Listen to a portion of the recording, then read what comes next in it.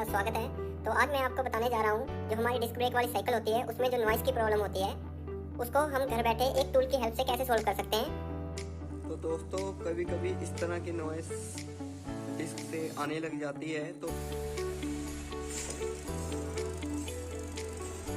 इस तरह की प्रॉब्लम को सोल्व करने के लिए दोस्तों हमें एक एलकी की जरूरत पड़ेगी। आप देख रहे होंगे इसमें हमारे एक ऊपर और एक नीचे बोल्ट दे रखा है। इसी बोल्ट को हम टाइट और लूज करके इसकी अलाइनमेंट करने के बाद इस नॉइस को हम इजीली सॉल्व कर सकते हैं। तो पहले इसकी हम अलाइनमेंट चेक कर लेते हैं कि किस एंड से जो ब्रेक का लेदर शू है वो टच कर रहा है। तो आप वीडियो में देख पा रहे हो कि इसका जो राइट हैंड साइड वाला जो लेदर है वो डिस्क के साथ टच कर रहा है। तो हमें इस बोल्ट को ओपन करके हमें राइट साइड थोड़ा सा अलाइन करना पड़ेगा। तो इस दो बोल्ट की हेल्प से हम इसको अलाइन करेंगे।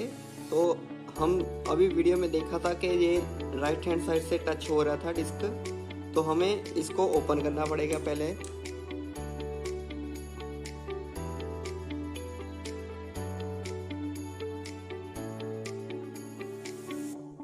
इसको थोड़ा सा राइट हैंड साइड हम मूव कर देंगे। ये देखो इसकी मूवमेंट इजीली हो रही है।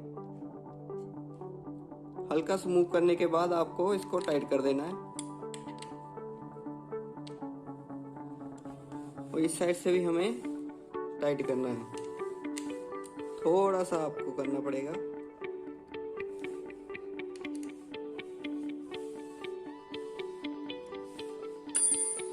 अब इसे टाइट करने के बाद हम चेक करेंगे कि इसमें से अब नॉइस तो नहीं आ रही है।